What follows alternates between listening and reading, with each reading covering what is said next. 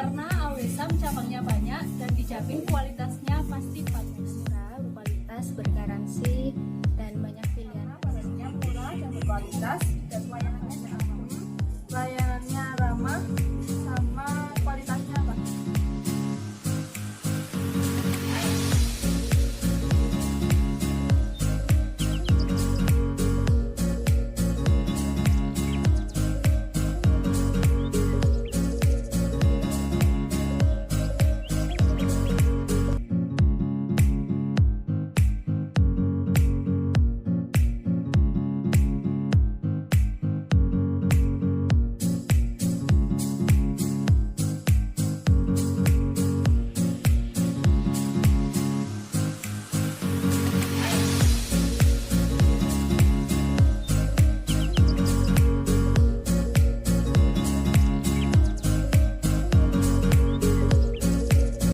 Assalamualaikum warahmatullahi wabarakatuh. Kembali lagi ke channel kami Sorto Family ya. Kali ini saya kedatangan tamu spesial. Mungkin orang-orang tahu tentang kata-kata Awesam, Awesam Store, kaosnya arek Malang lah. Tapi kan guru ngerti tarek apa itu? Siapa pendirinya Awesam? Nah, langsung ini kita kedatangan tamu, yaitu owner dari Awesam Malang. Assalamualaikum Sam. Waalaikumsalam warahmatullahi wabarakatuh. Aku lek ketemu wong-wong sing kok gini iki sing apa itu di atasku itu wis rada grogi aku Sam. Kalah podo ae. Nah, Mas bisa diperkenalkan namanya, nama lengkap terus sampean ki sapa sih Mas? Nama lengkapnya sampean ki sik. Assalamualaikum warahmatullahi wabarakatuh. Nama saya Fafi Fatur Rahman. Fafi Fatur Rahman. Biasanya dipanggil Mas Fafi. Mas Fafi, Kemudian saya aslinya Lumajang. Lumajang. Foto karo aku Mas. Kelahiran Lumajang 18 September 92. 18 September 92. 92. Sekarang umur berapa ya? 28 lah Mas. 28. 28. Satu istri, satu anak. Keluarga nomor berapa keluarga? Keluarga saya anak ketiga dari 4 bersaudara. Anak ketiga dari 4 Jadi bersaudara. saya mempunyai 2 kakak Dua laki-laki, kakak, adik 1 perempuan. 1 perempuan. Kalau background keluarga sendiri sampean itu backgroundnya dari keluarga apa Mas?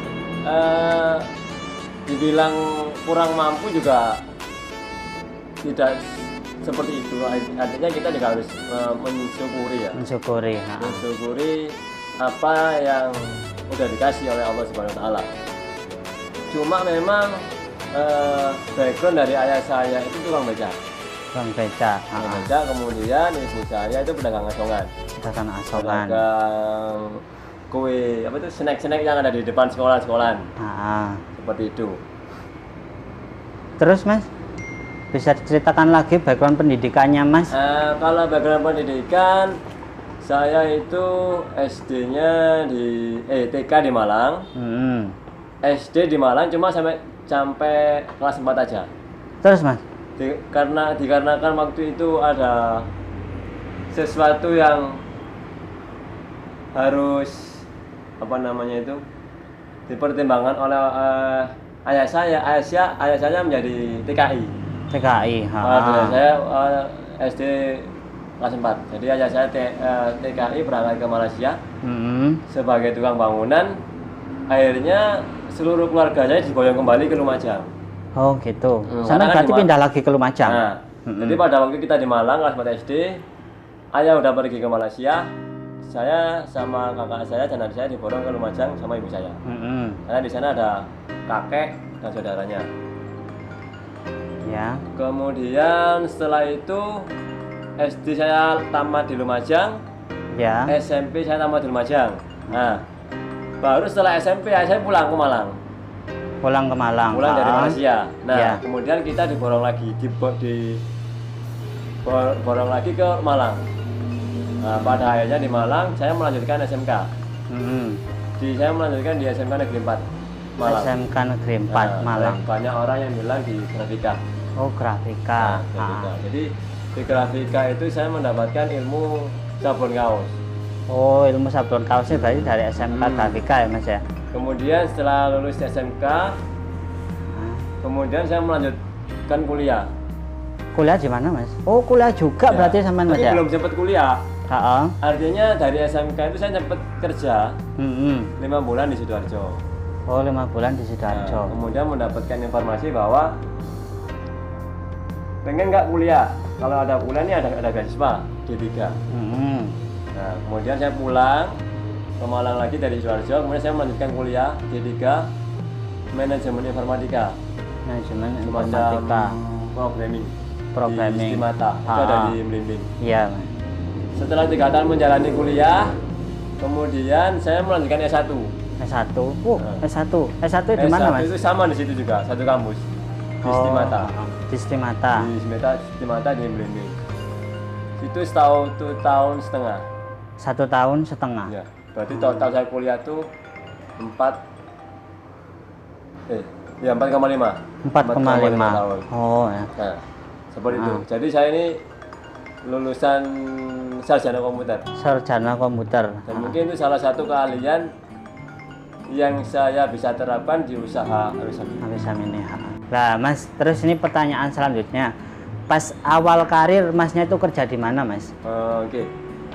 Jadi mulai kecil saya udah memang dididik untuk berwirausaha. Berwirausaha. Iya, dipaksa oleh suatu keadaan. Nah, jadi dulu kalau SD itu ya saya memang udah jualan makanan. Jual makanan. Nah, jadi dulu itu ada namanya makanan getuk. Makanan getuk. Jadi di satu daerah tempat tinggal saya itu ada yang jual getuk. Siapa yang mau jual silakan. Ya.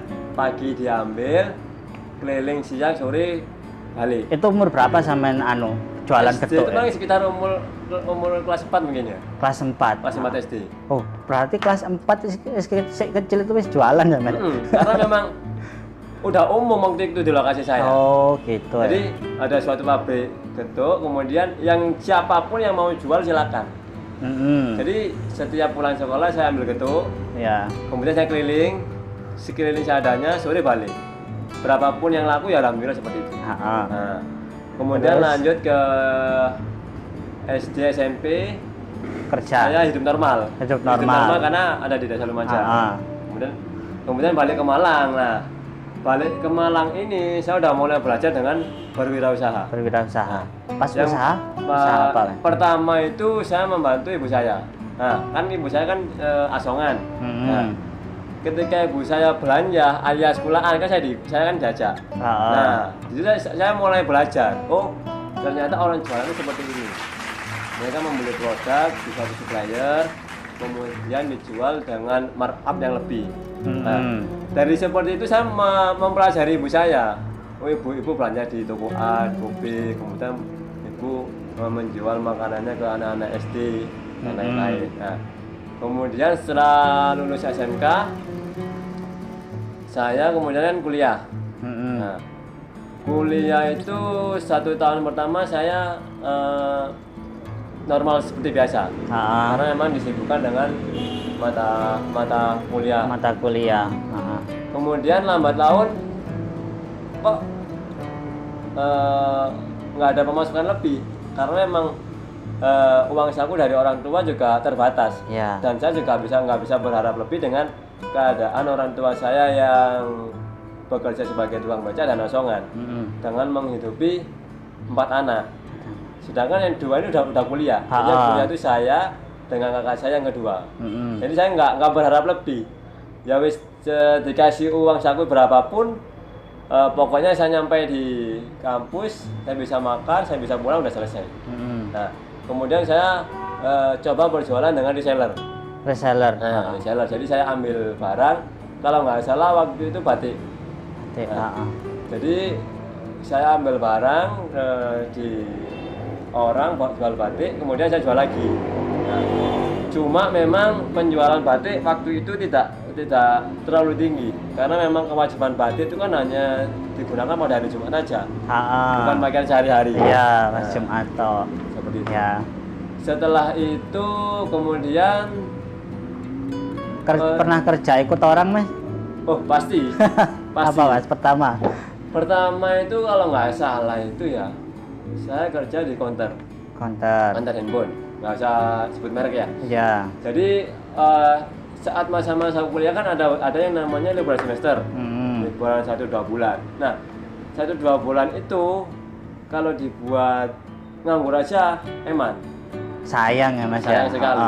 Karena waktu 2 bulan itu kita bisa menghasilkan uang sekitar 2-5 juta. Nah, di situ saya melamar kerja di counter handphone. Nah, kemudian setelah 1 bulan 2 bulan kerja di counter handphone, liburnya udah selesai. Ya. Kemudian kan kita biasanya negosiasi dengan penjadwalan. Nah, karena negosiasi penjadwalan antara kerja dan kuliah itu nggak matching, akhirnya saya resign. Resign, kemudian saya karena udah ketagihan, dapat uang lebih. Dapat uang. Nah, iya. akhirnya saya mencari freelance lagi. Yang penjadwalannya bisa dicocokkan dengan jadwal kuliah. Nah, kerja di mana Mas? akhirnya saya menjadi waiters restoran. Nah, alhamdulillah di situ saya berjalan 5 bulan. Oh, 5 bulan. Di 5 bulan kemudian Kerja di mana? saya lulus. Jadi Lulus kuliah? Lulus kuliah yang D3. Iya. Nah, Itu yang komputer itu ya Mas ya? yang komputer, yang manajemen informatika. Setelah itu kan saya lanjut ke S1. Cuma yang lanjut S1 itu saya nggak dapat beasiswa. Jadi saya mau lanjut kuliah, tapi saya harus tetap bekerja. Kuliah di mana Mas? Di Stimata. Di Blimbing. Di sela-sela saya menjalani kuliah menempuh jenjang S1 Sistem Informasi, kita juga bekerja di penjaga fotokopi dan warnet. Oh, berarti tahu itu Mas ya, jadi penjaga fotokopi ya Mas ya? Penjaga fotokopi dan warnet.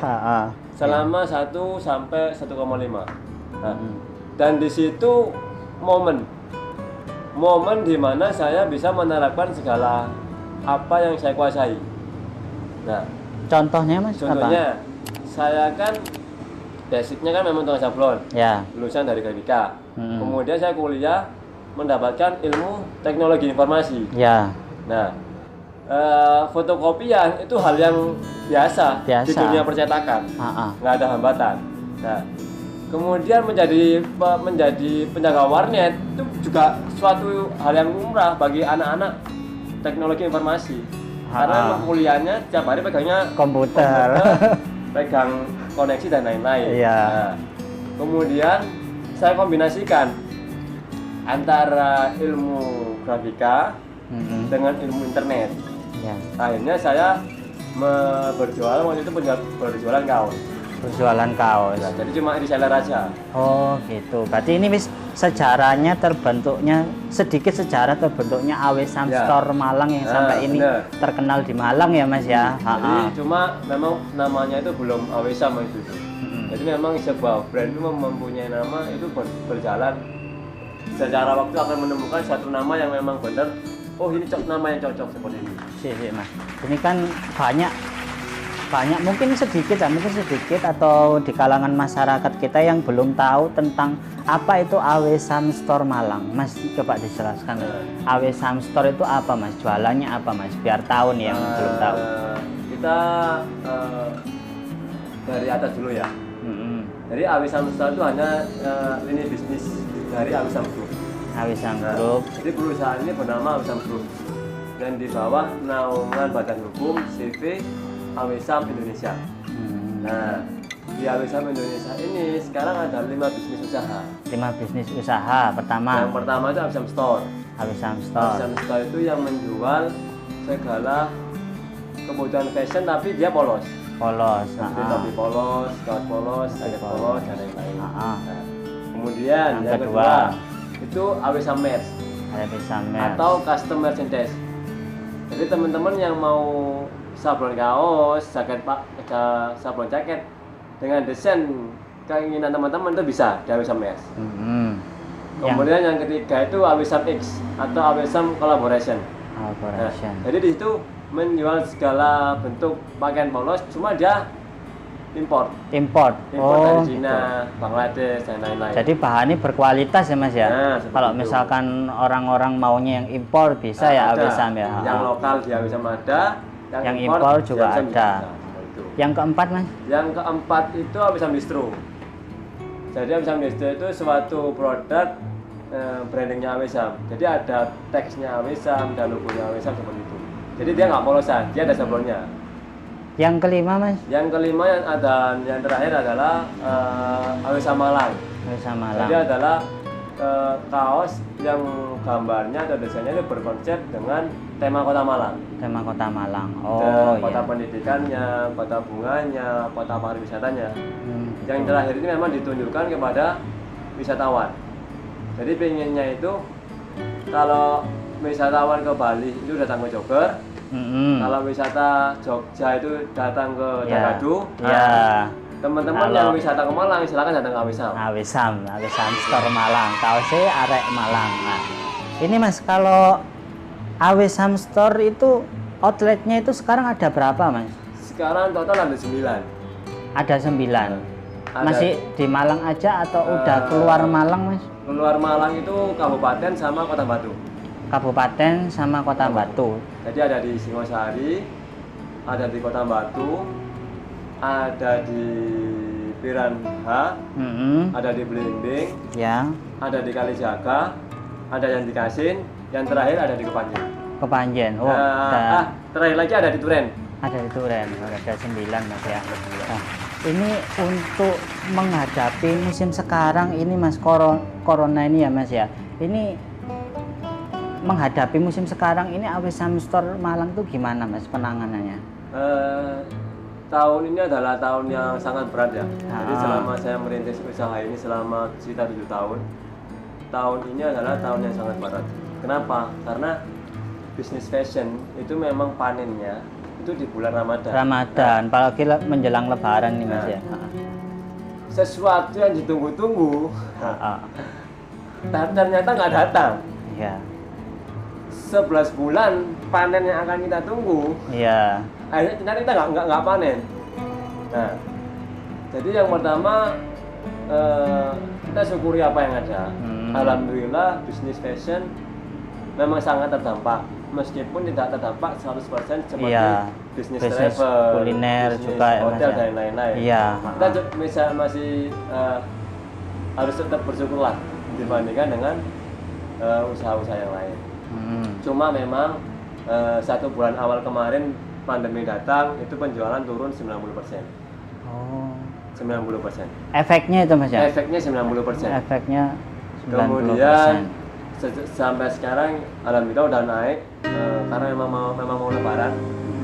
Jadi udah naik 50%. Seperti itu. Alhamdulillah. Intinya kita masih bisa bernapas hidup untuk 2 bulan ke depan. Untuk karyawan-karyawannya Mas ya yang penting ya? Ya, intinya untuk tim ya Mas ya? Selama biaya operasional meskipun nggak untung atau 50-50, alhamdulillah kita masih akan jalankan bisnis ini. Kita nggak akan sampai tutup. Ini untuk pertanyaan selanjutnya Mas, apa sih yang membedakan Awisam Store toko baju ini dengan yang toko baju yang lain Mas?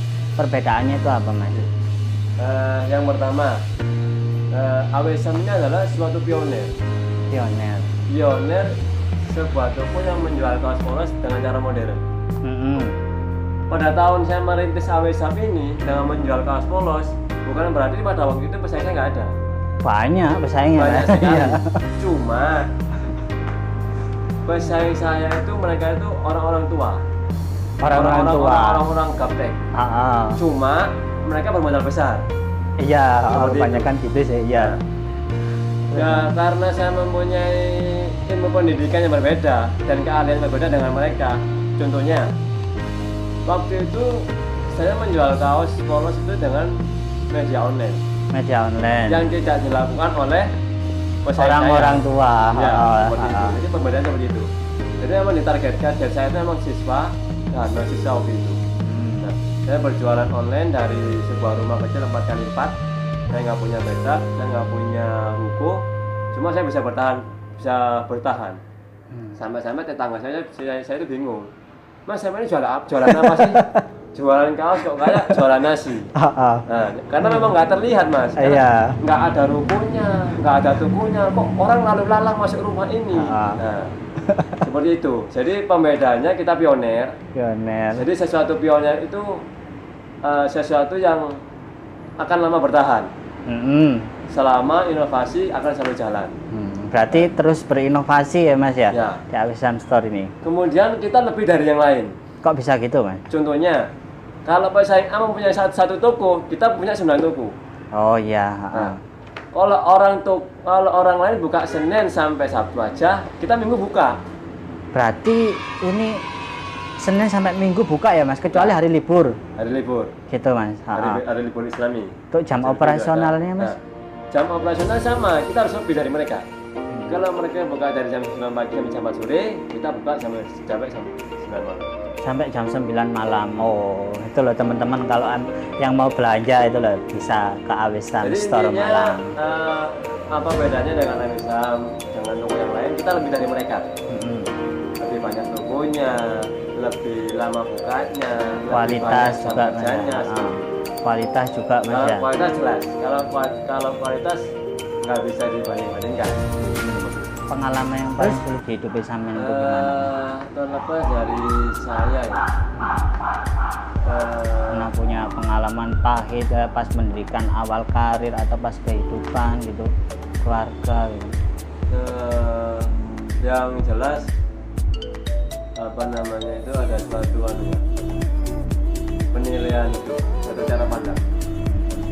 Jadi keluarga saya itu cara pandangnya itu dilihat oleh orang lain itu rendah, karena memang terlihat dari ekonomi kehidupan. Ya. Sesuatu yang wajar sih, apabila kita melihat sesuatu yang rendah, kita akan meremehkan. Kemudian sesuatu yang sangat menyakitkan bagi saya adalah ya tadi, ketika orang tua saya harus merantau. Jadi TKI tadi ya Mas ya. Jadi suatu penyemangat lah. Tapi sekarang orang tua udah kumpul ya Mas ya. Alhamdulillah sekarang orang tua ya. kumpul. Udah naik umroh semua. Udah dinaikkan haji semua. Alhamdulillah. Alhamdulillah ya Mas ya. Nah, itu mungkin masa-masa sulitnya Mas ya. Ya. Kalau orang-orang yang memotivasi Masnya mulai dari kecil sampai hingga jadi sekarang seorang Pavi, CEO Awisam Store Malang itu siapa Mas? Istri atau orang tua kan? Yang pertama itu orang tua ya. Jadi saya melihat semangat orang tua. Orang tua saya itu menjadi pedagang kaki lima, kemudian mengurusi keluarga, mengurusi 4 anak, itu gak gampang.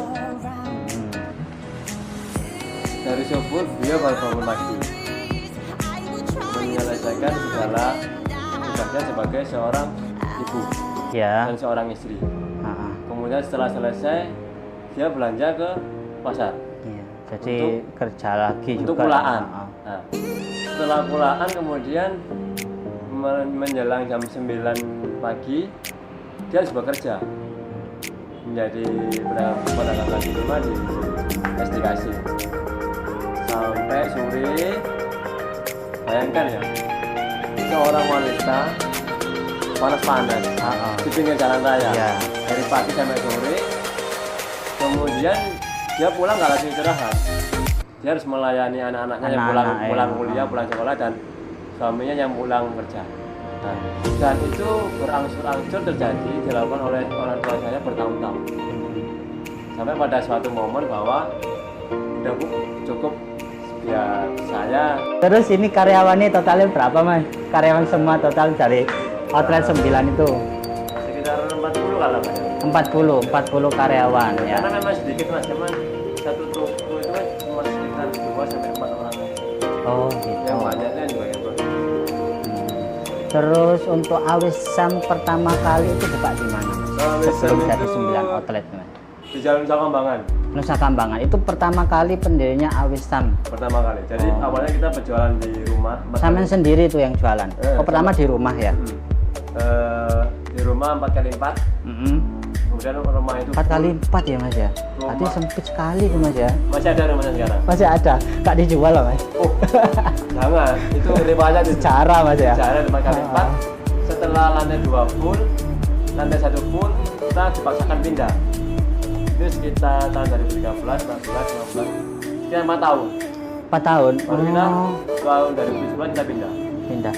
Kenapa kok pindah mas? Itu bukan rumahnya sendiri atau gimana mas? Rumahnya sendiri. Rumah sendiri. Memang yang pertama kita nggak mau mengganggu tetangga. Oh iya ya. Karena tetangga udah banyak yang komplain karena gitu. apa itu alurnya, trafiknya orang lewat, sepeda motoran, masuk gang. Kemudian juga pelayanan. Jadi waktu itu orang jualan itu di depan pintu aja. Tempat duduk atau mau masuk rumah itu nggak bisa. Karena sudah full. Oh gitu. Semacam jualan kaos, tapi rumah sempit ya mas. Kalau milih-milih nggak bisa. Nggak seperti ini. Kalau sekarang kan enak. Kan semuanya terdisplay ya. Perwarna dulu nggak. Dulu tanya mau warna apa kita ambilkan. Pesen juga ya mas ya. Berarti pas di Nusa Kambangan itu sampean kontra atau langsung beli atau gimana? Kontrak ya mas ya. Kontrak. Oh gitu. Jadi waktu itu kita kontrak kalau nggak salah waktu itu tahun 2016 itu sekitar 15 sampai 17 juta per tahun. Oh lumayan mahal ya mas ya? Mahal, sekarang malah mahal. Iya sekarang itu sekitar 50 juta per tahun. Itu tapi udah dibeli ya mas ya kak? Kontrak lagi ya mas ya? Yang pertama itu yang itu kita pindah lagi. Pindah ya? Oh pindah lagi ya mas ya? Sama kejadiannya seperti yang di rumah, lantai 2 full, lantai 1 full, kita pindah ke Jalan Arif Margono. Yang di sini ini sekarang. Oh yang di sini. Ini mas untuk teman-teman arek Malang kabeh iki mas kiat-kiate jadi pengusaha sukses sih kok apa aja sih mas? Kiat-kiat menjadi pengusaha sukses. Sebetulnya saya sama-sama belajar juga ya. Jadi sesuatu pengusaha yang sukses itu nggak bisa ditentukan atau disebutkan pada saat ini aja. Mungkin bisa jadi saat ini bisa saya terbilang sukses, tapi belum tahu 1 tahun ke depan. Bisa saja saya juga bukan menjadi orang yang sukses tahun depan. Tetap merendah diri yang penting ya mas ya. Intinya untuk menjadi suatu pengusaha itu yang pertama kita harus berani dari keluar dari zona nyaman. Yang pertama ya kita harus keluar dari menjadi karyawan dulu. Karena namanya yang pengusaha itu kan bukan karyawan. Iya. Yang pertama kita harus resign dulu, berani mengambil keputusan, berani keluar dari zona nyaman. Yang kedua itu cari peluang. Udah resign nih. Nah, pinter-pinter cari peluang. Apa peluang yang bisa dijadikan bisnis? Barang apa atau jasa apa yang bisa dijual? Nah, yang ketiga itu dicoba. Nah, sebetulnya cuma 3 itu aja sih. Berani. Kemudian yang kedua cari peluang. Yang ketiga dicoba ya mas ya. Kemudian setelah percobaan itu kita akan menemukan alurnya memang. Setelah kita melakukan percobaan A gagal, percobaan B gagal, pada suatu titik tertentu kita akan menemukan suatu keberhasilan. Jadi misalkan kita menjual barang A nggak laku, coba barang B, coba barang C. Pada suatu saat kita akan laku menjual barang tersebut. Sama seperti menjalankan segala sesuatu aktivitas. Menjual barang A nggak laku, nanti menjual barang B kemudian laku. Menerapkan strategi A nggak jalan, pada suatu saat kita menerapkan suatu strategi C pasti akan jalan. Yang penting itu. Jangan menyerah gitu ya mas ya. Penting jangan menyerah, jangan putus asa. Biasa coba terus saja, gagal coba. Itu. Ya udah mas, mungkin itu sekilas yang saya tanyakan ya. Teman-teman mungkin itu aja yang sekilas saya tanyakan. Kalau ada teman-teman mungkin tanya lebih banyak bisa di kolom komentar atau bisa langsung pesan. Kalau teman-teman lihat video kita terus mau pesan AW Sam Store Malang yang belum tahu itu apa, bisa dicek di IG-nya ya mas ya. Atau di website-nya di awsam.co. Bisa delivery nggak mas? Bisa ya, sekitar Malang mas ya. Untuk sekitar Malang kita pakai kurir. Seluruh ikutan luar kota Malang sampai Indonesia itu kita pakai jasa ekspedisi. Untuk mas, ini terakhir sih mas, harga-harganya baju di AW Sam ini mahal atau enggak sih mas? Sebetulnya relatif ya.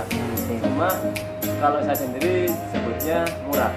Kenapa? Karena kaos di AW Sam itu mulai harga 30 ribuan. Mulai dari 30 ribu ya mas? Dibandingkan dengan kita beli makan 25.000 satu porsi.